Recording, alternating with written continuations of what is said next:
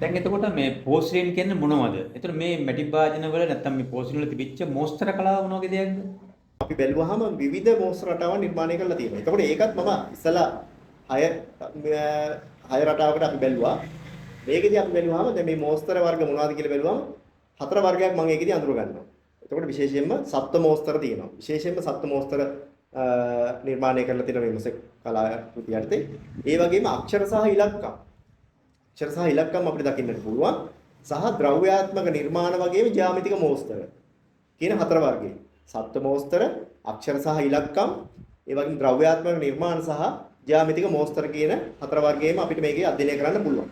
විශේෂයෙන් දැන් සත්ත්ව මෝස්තර කියලා ගත්තාම ඒ සත්වයන් අතර ඇත්තු අලි ඇතුන් තමයි වැදගත් වෙන්නේ. විශාල වශයෙන් නිර්මාණය කරලා තියෙන අලි ඇතුන්. ඒ වගේම පක්ෂීන් ඉන්නවා සහ මත්ස්‍ය රූප තියෙනවා. එතකොට අලි ඇතුන් ගත්තාම විශේෂයෙන්ම ඒකට විශේෂ හේතුවක් තියෙනවා. මොකද මඩුවන් නෙල බලවුව කිව්වහම අපිට මතක් වෙනවා තවත් විශේෂම දෙයක් තමයි පනාමුරි ඇත්ගාල. පනාමුරි ඇත්ගාල. මොකද බ්‍රිතාන්‍ය පාලන සමයේදී ඇත්ගාල් පවත්වාගෙන ගියා විශාල වශයෙන්. එතකොට ඒ ඉංග්‍රීසි ආණ්ඩුවේ අවශ්‍යතාවයන් සඳහා ඇත්ගාල් පවත්වාගෙන ගියා. වනයේන අල්ලාගෙන අලියතුන් හීලා කරලා ඒ අලිගාල් පවත්වාගෙන ගියා. එතකොට ඒකෙදි මඩුවන් නෙල රටේ මහත්මයා කියන්නේ ඇත්ගාල් පවත්වාගෙන ගියේ ප්‍රධානම පුද්ගලයෙක්. ඒ අවදි වන විට. එතකොට මේ ඇත්තු සහ අලියතුන් පිළිබඳව රූපේ ඕන තරම් මඩුවන වලව් හා සමීපයි. විශේෂයෙන් මඩුවන වලව්වට ඇතුල් වෙන්න දාලා දෙන සඳකඩ පහන්. සඳකඩ පහන් ගලින් කරපු සඳකඩ පහන් කීපයක්. ඉතින් ඒවයිත් ඔය අලියතුන්ගේ රූප සටහන් කරලා තියෙනවා. ඒ වගේම තමයි මේ ප්‍රෝසිනේ යොදාගෙන මේ මෝස්තර සඳහා අලියතුන්ගේ රූපය යොදාගෙන තියෙන්නේ. ඒකට ඒවත් ඇත්තටම කලින් කිව්වා වගේ මේ වර්ණ රටාවන් ගැලපීමත් ඉතාම විශිෂ්ටයි. ඒ ආසන්න යන වර්ණ යොදාගෙන මේ රූප මතු කරලා තියෙන විදිය තාම ප්‍රශස්ත මට්ටමක තියෙනවා මේ වලව්වේ. ඉතින් ඒ වගේම මත්ස්‍ය රූපත් තියෙනවා, ඒ වගේම පක්ෂි රූප. ඒ වගේ දේවල් තියෙනවා. ඊට අමතරව දැන් මේ මං කිව්වා දැන් අර අක්ෂර සහ ඉලක්කම් ගත්තාම මං කිව්වා දැන් අර මං කිව්වා අවුරුදු 3ක් යොදාගෙන තියෙනවා කියලා මේ නිර්මාණ සඳහා 1896, 1899 සහ 1905. ඒ අඳුරාගත්තේ මෙන්න මේ රටාවන්ගෙන් තමයි. එතකොට මේ අක්ෂර මේ සහ ඉලක්කම් වලින් යොදලා තියෙන ඒ අවදි වෙන එක. මඩුවන් වල වලව්ව තුළ යොදාගෙන තියෙන මේ මොසෙක් කියන මේ පෝස්ට්‍රේන් වර්ගවල තියෙන මෝස්තර වර්ග මොනවද කියන්නේ? ඔව් දැන් මේ පෝසිලෙන් මැටි බඳුන් වල ඇත්තටම යොදාගෙන තියෙන දැන් කියන්නේ මේ පිඟන් වර්ග. පිඟන් වර්ග එතකොට පීරිසි වර්ග. ඒ වගේ දේවල් විශේෂයෙන්ම මේවට ඇත්තටම වැඩිපුරම අරන් තියෙන පිඟන් වර්ග. පිඟන් වර්ග සහ පළඟාන් කියලා කියන්නේ අපි පැරණි ගෙවල් වලින් පළඟාන් ඒ හා සමාන දේවල් තමයි මේ මඩුවන් නෙල බලවුවේ මෝස්තර සඳහා යොදාගෙන තියෙන්නේ. එතකොට ඒවයි තියෙන ඇත්තට මේ මැටි භාජන ගත්තාම ඊටාම අලංකාර මෝස්තර රටාවක් ඇඳලා තියෙනවා.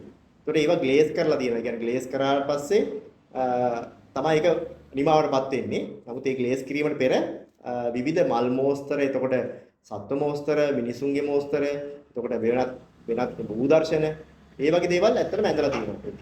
ඒ ඇඳපු නිර්මාණ තමයි මේ විදිහට භාජන තමයි කෑලි වලට කඩලා ඒ විවිධ රටාවන් සහ වර්ණ ගැලපීම.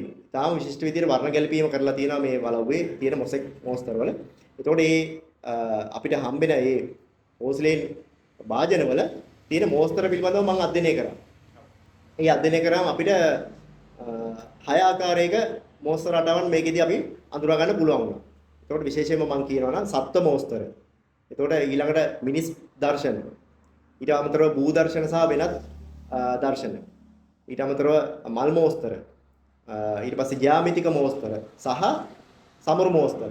ඔන්න ඔය ආකාර විදිහට 6 ආකාරයකට මට මේකේ මේ පෝසිලෙන් මැටි බඳුන් වල තියෙන මෝස්තර රටාවන් 6 විදිහකට මට බෙදා දක්වන්න පුළුවන්. මේ විශ්ලේෂණය කිරීමේදී මම මේ විදිහට 6 ආකාරයකට මේක අඳුරගත්තා.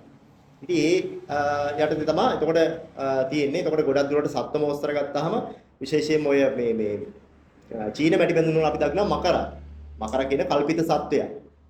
ඉතින් මකරගේ රුව සහිත මැටි බඳුන් කැබලි අපිට විශේෂයෙන් හම්බ වෙනවා. එතකොට මේකේ මම කිව්වා දැන් මේ කුඩා කෑලි කරලානේ මේ මොසෙක් කලා නිර්මාණ කරලා තින්නේ. ඒ කුඩා කෑලි වගේම අපි දැන් පිඟානක් ගත්තොත් පිඟානේ මැද මැදේ වෘතයක් තියෙනවා. ටිකක් ලොකු වෘතයක් තියෙනවා. ඒ වෘතේ ලොකු මෝස්තර රටාවක් ඇඳලා තියෙනවා. එතකොට ඒක වෙනම කඩලා අරගෙන ඉවරලා ඒගොල්ලෝ ඒ රටාවන් අතර මැදට ඔබලා තියෙනවා. එතකොට සිමෙන්ති පොළොවේ සිමෙන්ති වල තමයි මේ මැටි බඳුන් කැබලි ඔබලා තියෙන්නේ. එතකොට ඒ අතර තමයි මේ වගේ සත්ව මෝස්තර තියෙන. ඊට පස්සේ මිනිස් දර්ශන ගත්තාම එතකොට විවිධ අශ්වයා පිටේ ඉන්න අසරුවෝ තියෙනවා. ඊට පස්සේ වෙනත් සමූහ මිනිස් දර්ශන තියෙනවා. වෙනත් කාන්තාවෝ ඉන්නේවා තියෙනවා. ඒ වගේ දර්ශන තියෙනවා. ඊට අමතරව දැන් අනිත් වෙනත් දර්ශන ගත්තාම විශේෂයෙන්ම නැව්වල දර්ශන තියෙනවා. වෙනත් ගොඩනැගිලි දර්ශන තියෙනවා. ඒ වගේ භූ දර්ශන තියෙනවා. ඒ වගේ මල් මෝස්තර විශේෂ මල් මෝස්තර විශාල ප්‍රමාණයක් තියෙනවා. විවිධ රතු, කහ, නිල්, සුදු වගේ වර්ණ භාවිතා කරලා ඇඳපු මල් මෝස්තර. තාමත් අලංකාර මල් මෝස්තර. ඒවා තියෙනවා. ඒවත් අපි මේ මෝස්තර සඳහා යොදාගෙන තියෙනවා. ඊට අමතරව ජ්‍යාමිතික මෝස්තර. විවිධ රේඛා සහ වෘත්ත සටහන් සහිත රටාවන් සහිත මේ මෝස්තර.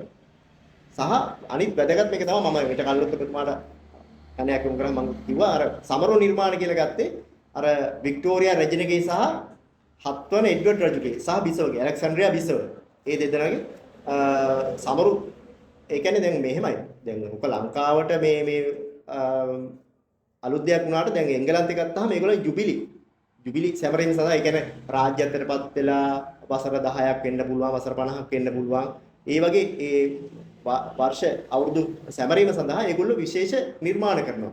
ඒතර පෝසිලෙන් වලින් පිඟන් හදනවා සමරු පළක විදියට. එතකොට මග් එකක් හදනවා නිර්මාණ කරනවා. ඒ වගේ දේවල්. එතකොට මේ මෙතෙන්දී අපිට හම්බෙන්නේ මේ වික්ටෝරියා රෙජිනගේ අර රුව සහිත පෝසිලෙන් කැබැල්ල ඒ වගේ සමරු නිර්මාණයක් විදියට කරපු පිඟානකින් කඩලා ගත්ත කොටසක් තමයි ඒ හම්බෙන්නේ. එතකොට ඒවා ඊටාම වැදගත් මේ ඒ රාජ්‍ය පරිපාලනය සහ ඒ අවධියේ තිබිච්ච ඒ තත්ත්වයන් අපිට අඳුරා ගැනීම සඳහා. එතකොට දැන් මම කිව්වේ ඒකයි වික්ටෝරියා රෙජිනගේ ඒ රුව සහිත කැබැල්ල තමයි අපි හැමෝම දන්නේ. නමුත් අර මම මේක පරිශීලනය කළා ඇත්තටම සොයාගත්ත මේ 7 වන එඩ්වඩ් රජු සහ ඇලෙක්සැන්ඩ්‍රියා බිසවගේ රූපේ සහිත කොටසකුත් තියෙනවා. ඉතින් ඒකත් ඉතාමත් වැදගත් මේ මොසෙක් කලා නිර්මාණ අතර තියෙන දෙයක් විදියට. මේ පෝෂ්ණ වර්ග භාවිතා කරලා වලව්ව තුල මඩුවල වලව්ව තුල කරලා තියෙන නිර්මාණ මොනවද? බලවුඩ ඇතුළු වෙන අර පිරිත් මණ්ඩපයේ කියන ස්ථානයේ ඇතුළු වෙන ප්‍රධාන දොරටුව ළඟ නිර්මාණය කරලා තිනවා වෙල්කම් කියලා. good luck කියලා නිර්මාණය කරලා තිනවා. ඊට අමතරව වෙල්කම් කියලා තියෙනවා. ඉතින් ඒ වගේ ඉංග්‍රීසි පාට යොදාගෙන තිනවා බලවුඩ ඇතුළු වෙන පුද්ගලයෝ පිළිගැනීම සඳහා.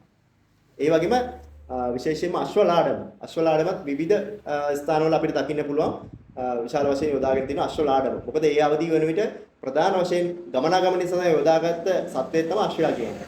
ඒකට ඉංග්‍රීසි පාලනයර්ථයේ මේ අශ්වය ප්‍රධාන වශයෙන් ලංකාවේ තිබිලා තියෙනවා.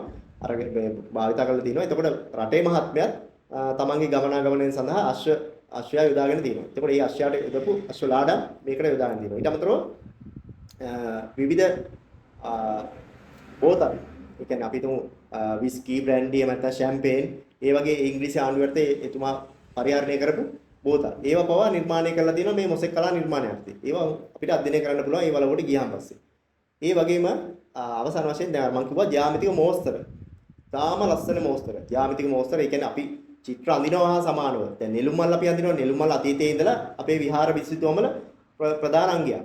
ඒ වගේ මේ නෙළුම් මල හා බැඳුණු නිර්මාණ වගේම වෙනත් අටපට්ටම් හැඩතල සහ වෘත්තාකාර චතුරස්‍රාකාර වගේ හැඩතල යොදාගෙන විශාල නිර්මාණ සිද්ධ කරලා තියෙනවා මේ වලව්වේ. ඉතින් ඒවා කියන්නේ ආධුනික ශිල්පීන් නෙමෙයි මේ. අනිවාර්යයෙන්ම මේ ඇත්තටම මේ සාධක නැහැ කවුද මේ නිර්මාණ සිදු කළේ කියලා කියන්න. නමුත් මේක හොඳ හැකියාවක් තියෙන සහ නිර්මාණශීලී හැකියාවක් තියෙන පළපුරුදු ශිල්පීන් යොදාගෙන තමයි මේ නිර්මාණ කරලා තියෙන්නේ කියලා මේව අධ්‍යයනය කරනකොට අපිට බලන්න පුළුවන් අඳුර ගන්න පුළුවන්. මඩුවන් වල වලව්ව තුල තියෙන මොසෙක් කලා නිර්මාණ වල වර්තමාන පවතින තත්ත්වය කොහොමද? ඇත්තටම බැලුවොත් මේ වර්තමාන තත්ත්වය ගත්තාම ටිකක් කනගාටුදායක තත්ත්වයක තියෙනවා. ඉතින් මේ මොකද අපි මේවා ශතවර්ෂ ගණනාවක් වෙනවා දැන් නිර්මාණය කරලා. එතකොට මේ පෝස්ලේන් මැටි ග්ලේස් කරපු නිර්මාණ කියලා මම මේ කලින් කිව්වා. ඉතින් ඒ නිසා ඇත්තට මේකේ තියෙන මේ වර්ණ සහ මේ රටාවන් දීර්ඝ කාලයක් පවතිනවා. ඒක ගැටලුවක් නෑ. නමුත් ඒවටත් අපි යම් කාලානුරූපව අපිට මැදිහත් වීම සිදු කළ යුතුයි ඒවා අනාගතයට රැක ගැනීම සඳහා. ඒතකොට වර්තමානයේ අපි ගිහිල්ලා බැලුවාම බොහෝමයක් මේ මොසෙක් කලා නිර්මාණ අවපැහැ ගැනීමකට ලක් වෙලා තියෙන කියන එක පැහැදිලි. මොකද අද බලව බලන්න ඉස්සලාම යන කෙනෙකුට ඒක එච්චරම පැහැදිලි නොවෙන්න පුළුවන්. නමුත් මම වසර ගණනාවක ඉඳලා ඊට අවුරුදු 20කට කලින් ඉඳලම මේ බලවුවට ගිහිල්ලා බලලා තියෙනවා. ඒ බලනකොට ඒ අවධියේදී ඊට අවුරුදු 10කට කලින් ගත්ත ඡායාරූපයක් සහ වර්තමානයේ ගන්න ඡායාරූපයක් සැසඳුවාම අපිට ඒක ඒ වෙනස අපිට පැහැදිලිවම අඳුර ගන්න පුළුවන්. මොකද ඒ අවධියේ ගත්ත ඡායාරූපයක තියෙන ඒ වර්ණ සහ ඒ ස්වරූපය ගත්තාම ඉතාමත් පැහැදිලි සහ හොඳ මට්ටමක තිබුණා. නමුත් අද වෙනකොට මේකේ වර්ණ අවපැහැ ගැනීමට ලක් වෙලා තියෙනවා. ඊට අමතරව සහ විවිධ දූවිලි කොටස් තැම්පත් වෙනවා. ඊට අමතරව මේක සිමෙන්ති වලින් අලවලා තියෙන්නේ පොළවේ. ඒතකොට පොළවෙන් එන විවිධ ලවණ වර්ග හේතුවෙන් ලවණ වර්ග හේතුවෙන් එමත් මේවා අවපැහැ ගැනීමට සහ විනාශ වීමට ලක් වෙලා තියෙනවා. ඉතින් ඒකට අපි රසායනික සහ වෙනත් මැදිහත් වීම කළ යුතුයි. විශේෂයෙන්ම අපි ගත්තාම ඔබතුමා දන්නවා දැන් අපි විසුතුම් සහිත විහාරස්ථානයක් ගත්තාම විසුතුම් සංරක්ෂණය කරනවා. කාලෙන් කාලට ඒක විසුතුම් වල ඇති වෙන ඒ තත්ත්වයන් වලට මානව හායනකාරක තියෙනවා, ස්වභාවික හායනකාරක තියෙනවා. ඒ හායනකාරයන්ට අදාළව අපි ප්‍රතිකර්ම කළ යුතුයි.